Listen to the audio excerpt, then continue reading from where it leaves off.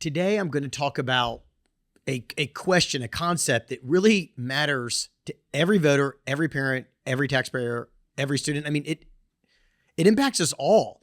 And it's when a person is elected to public office, where does their loyalty stand? Once they're elected, who do they ethically owe responsibility? Is it towards themselves, which we know, just saying that sounds cringy, right? Like, is it to the people they serve? Is it the constituents? Like, what does it mean once you become elected? And what are your actual duties? Because right now in the competitive landscape of school choice, there are sides and there are people that like, look, it shouldn't be a war. I mean, ideally we should all be for whatever is the best for the children, but there are different sides now. And some of their sides of vouchers, some of the sides of charter schools, private schools, public schools, no school, whatever it is. But there are sides. And in America, that's all right. You know, like we're a competitive country. We like to win. We like to get out there and compete. And then, you know, we can go get a drink afterwards and shake each other's hands and then compete the next day. And that's cool. That's all right. But once you're elected to a school board, a traditional public school board member, what is their legal and ethics required of them? And it's weird because once a person actually takes a seat, it's no longer just like a campaign slogan or ideology or a personal opinion. A school board member becomes a steward of the public institution. And that means public money, public assets, public authority, and the welfare of the children are now in their hands. In the governance language, that brings with it 3 duties: a duty of care, a duty of loyalty, and a fiduciary duty. Now, these 3 duties are not just of school board members, by the way. They're of everybody that serves on any board, a nonprofit board, a for-profit company, your church, your HOA association, if you got one of those, and especially if you're elected to any kind of office, city council, county commission, and school board, and that's where we're going to focus. And you have these 3 duties. And it often means that because of these 3 duties, you have to actually harm yourself to take care of what you were elected to do. And it's hard. It's hard, but we have to constantly remind ourselves when we're in office or when we elect people, what are their 3 duties? So let me be fair on the front end. It doesn't mean that once a person is elected to office, they have to become a cheerleader for the organization. Actually, I don't think they should be a cheerleader of the organization. I think their job is those 3 things: duty of care, loyalty, and fiduciary duty, which is to make things better for the people they serve, right? They don't have to love the superintendent. They don't have to love every policy or every tradition in the district. They're allowed to criticize. They should criticize. I think that's a duty to criticize. They're allowed to push reforms. Those elected individuals are allowed to ask whether the district is doing enough, spending the money wisely, serving the students well enough. This is all a part of, it's all part of governing, right? But there is a major legal and ethical difference between reform-minded oversight and divided loyalty. There's a difference between criticism and sabotage. Sabotage it reminds me I think that the word sabotage comes from the sabot, which are, somebody's going to have to correct me, Dutch shoes. I think it was Dutch shoes. They were sabots.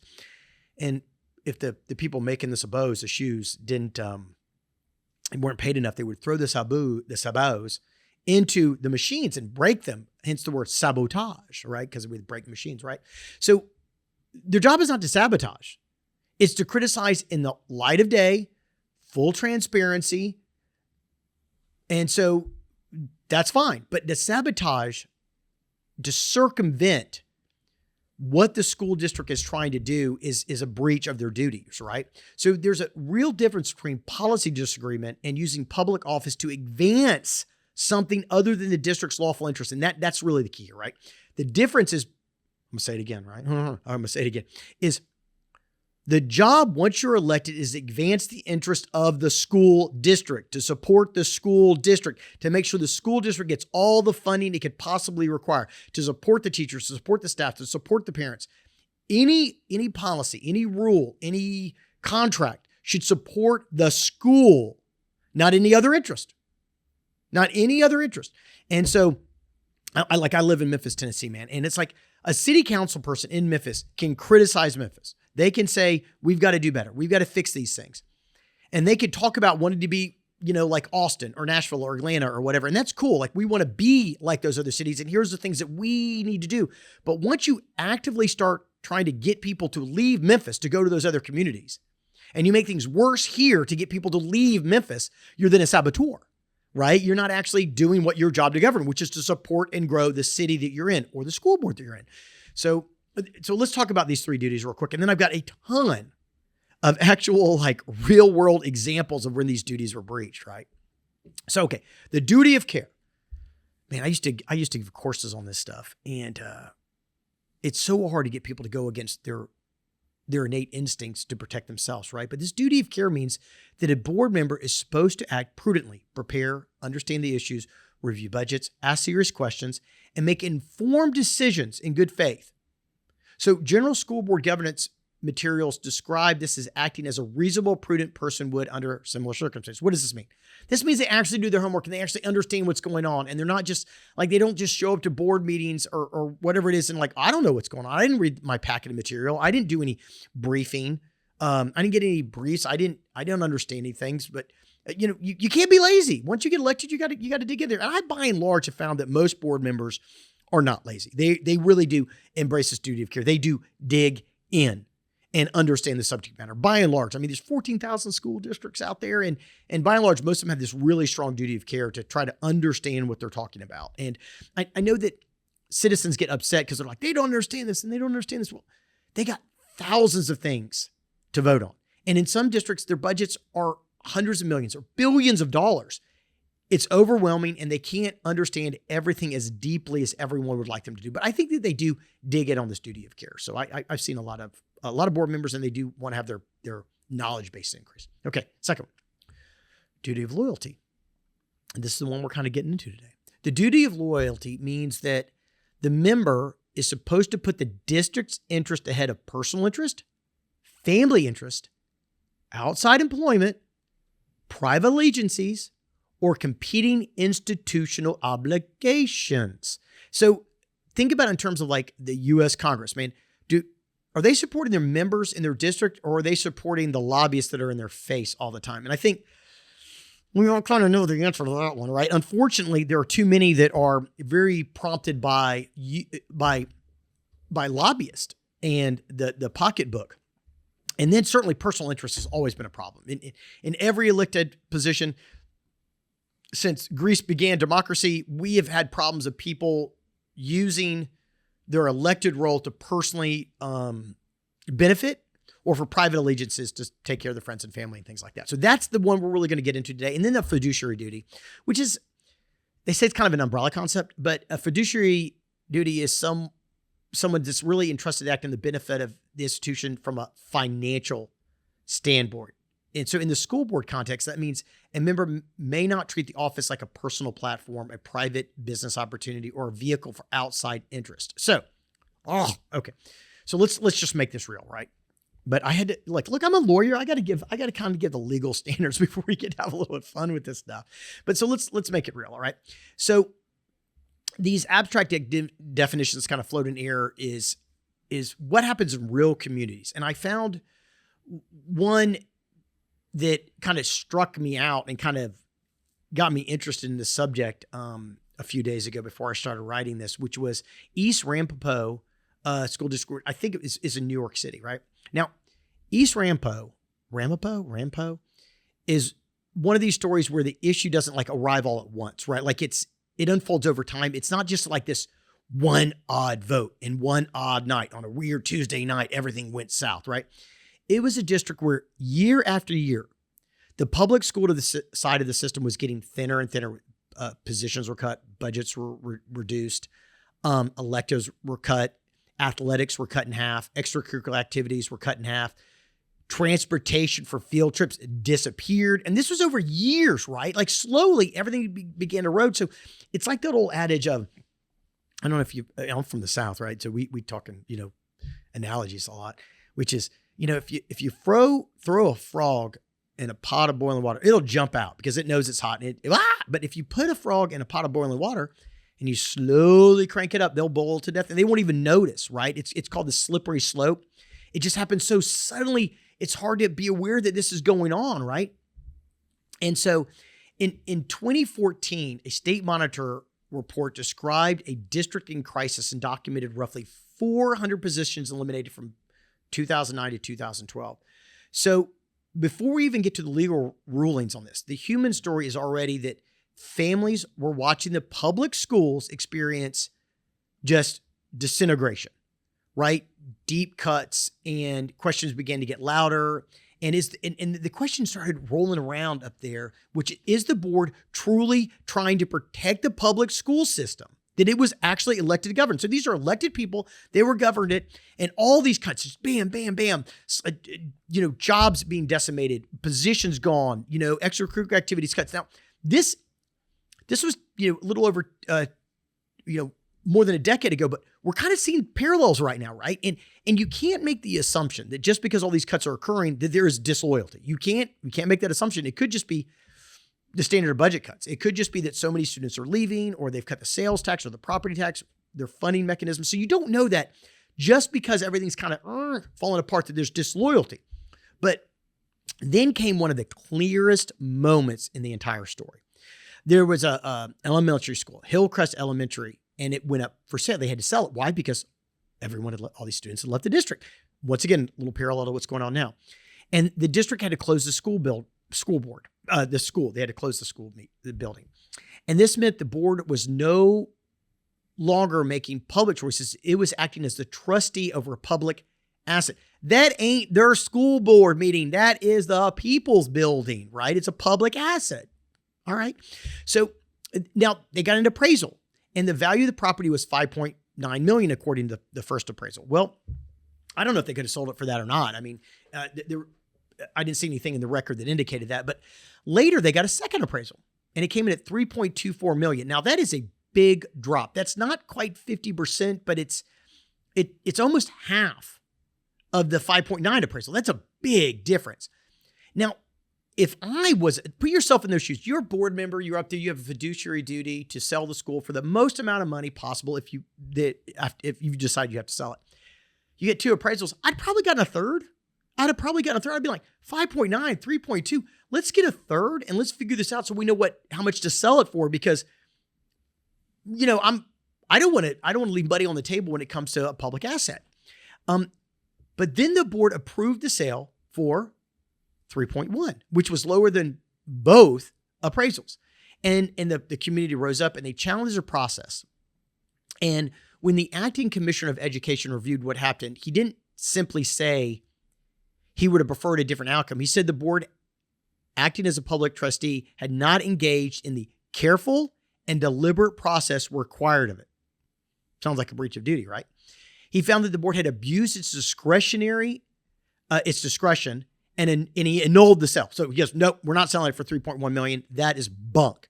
And that's what fiduciary duty looks like when it breaks down. It's a public asset. The process was cut and a challenge occurred, and they said, no, you breached your fiduciary duty. And they're like, what's happening over there?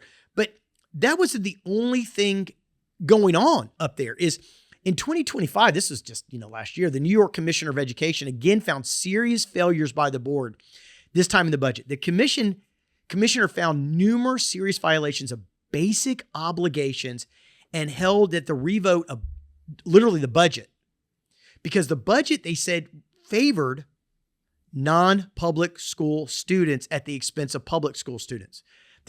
Think about that for a minute. The school's budget favored non-public school students. They're not our students. They're other people's students. We wish them well. We want them to do well, but they're not our babies. I mean, we got to take care of our babies. We got to take care of the kids that are choosing to go to public schools. And your votes seem to be benefiting somebody else, right? But not us.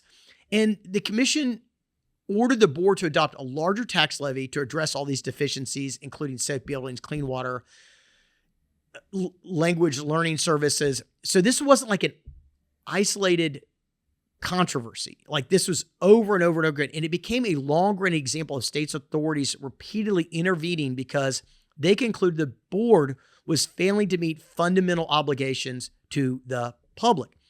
Now, East Ramapo is not just a powerful story, but there's a lot of indications that the board, according to a lot of media sources, were actually trying to prop up local private schools. And they were attempting to sell off the assets to local private schools to support local private schools. And they've been doing it over a decade. And, it doesn't, look, you can be in support of private schools. Cool. You can be supportive of charter schools, no school, whatever you want to do, right?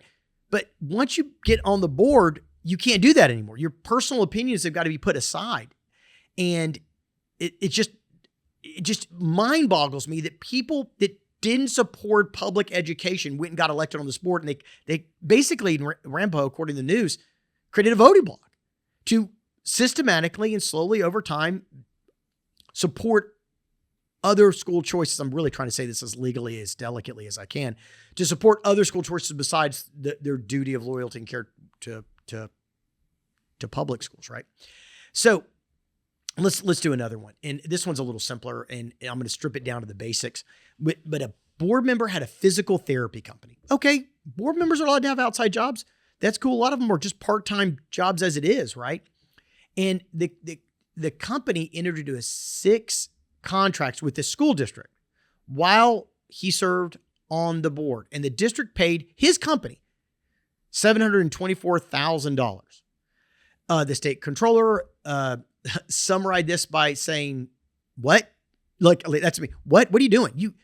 You can't personally benefit from things that you vote on. And this school board member voted on the budgets of which he got $724,000.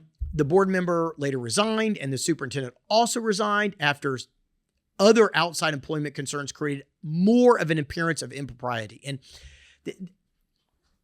I want to talk about this, appearance of impropriety. That's a very big deal, man, because, you don't always see in law cases, they say, we want to see the smoking gun before we want to see the gun and we want to see it smoking before we can convict somebody of murder. But the appearance of impropriety lets you know there's smoke, even if you can't find actually what's going on.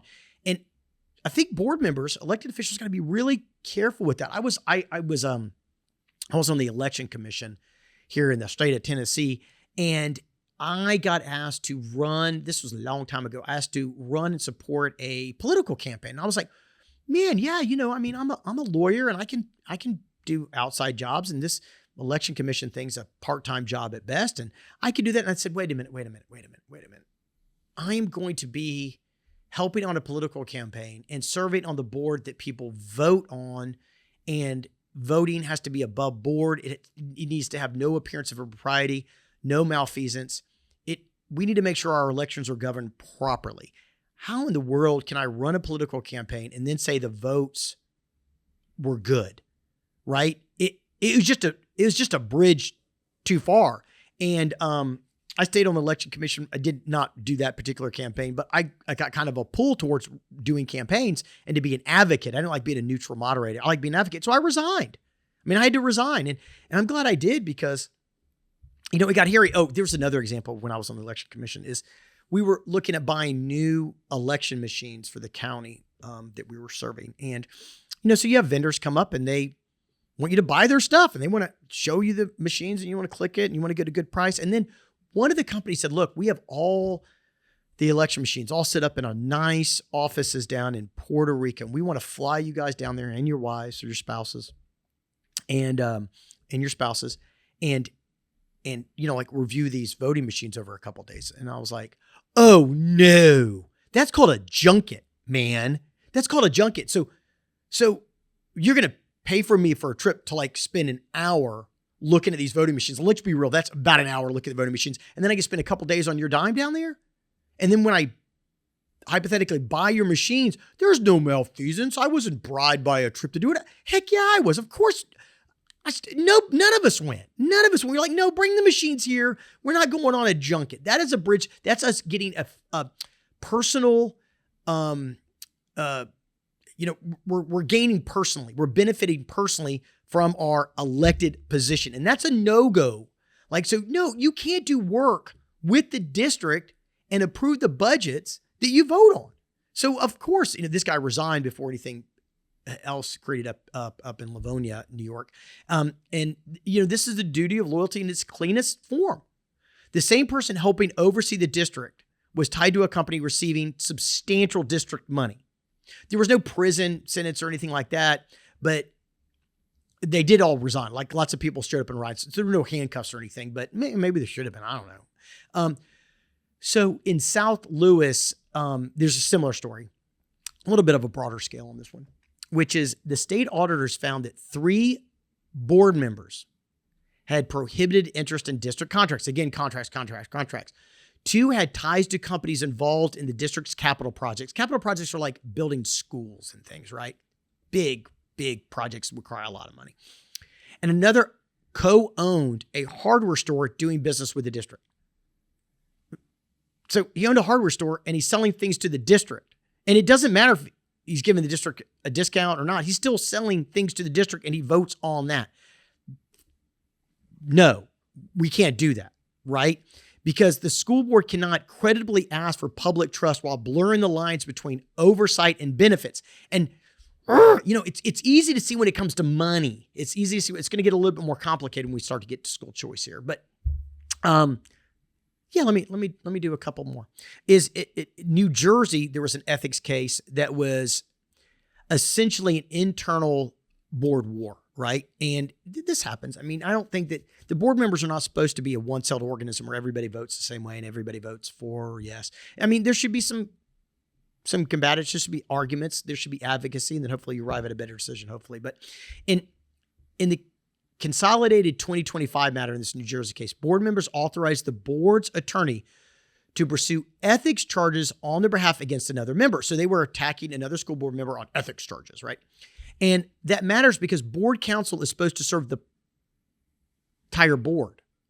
It has not become a free legal weapon for factions inside the board, right? So if you're an attorney and I represent a company, let's say, and the ownership splits, I still represent the company. I can't represent the owners against the company. I can't.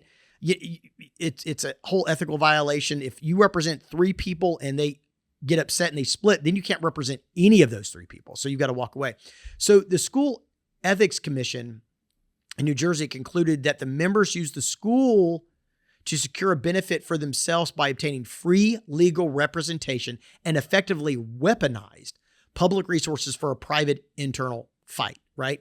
And the penalty was they got censored, And so this is a very different kind of fiduciary failure. It is not a suspicious contract or a building sale, but it is using the machinery of public institution as though they were your personal arsenal. Now think about that as we drift into school choice. So you don't have to necessarily benefit financially, but if you're going to use the resources that you're charged with using for the public benefit of public schools, if you're on that board, for your personal attack dogs, that's a no-go too, right? So let's move to school choice related conflicts because this is where the legal line has to stay pretty sharp, in my opinion.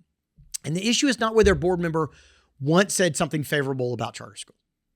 The issue is not whether a board member believes families should have options. The issue is whether that board member's outside job, outside role, or institutional ties create divided loyalty while serving on the school board. So I'm gonna say all this again. You can be for school choice, man.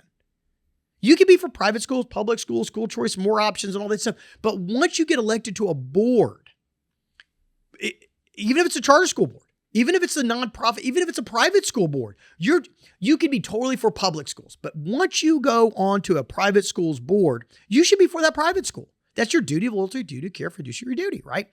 And so my head's about to explode because it's not all the time and it's not in every school board, but we see it a lot. We see it where school board are adamantly for and for the competition, and it's like, wait a minute, you're on the public school board. Don't you understand what your duty is? And so in Atlantic City, there's a very useful case. And in that matter, the board president was employed by Oceanside Charter School. That's a charter school. That's a competitive school, right? With a salary of $82,000. So you picture this situation. He is sitting at the center of governance for the district while also drawing a paycheck from an institution affected by the district's decisions. I mean, every child that leaves the public school to go to his school, he loses money on the one he's as the board president, and he's gaining resources on the other hand, right? And then he participates. So, golly, it kind of infuriates me. Sorry. Then he participates in matters involving payments to that charter school. And at that point, there is no longer about abstract support for school choice. Like in theory, we believe all choice is good, right? This is about a public official wearing two hats at once, with one of those hats tied to money. And it's pretty clear, right? Well, both of them. I guess if he got paid to be the board president, he's getting his cake and he's getting to eat it too, right? So the School Ethics Commission found that his employment created an indirect financial involvement that could reasonably impair his objectivity. I don't know who could disagree with that. I know somebody could say, I'm totally objective, even though I totally get paid to feed my family over here and I sit on this. Like, you can't be. Like, even if you are a good person, you're an ethical person, you're a moral person, subconsciously you are pulled to one direction hard in this case. It's hard enough to fight this without the actual conflict of having two jobs at conflict. It's hard enough to remain above board, right? And so the commissioner adopted to reprimand him. And this is a duty of loyalty story in real time. If the district acts one way, it affects the institution paying you. If it acts in another way, it affects the districts you were elected to serve. This is exactly why divided loyalty looks like. And so,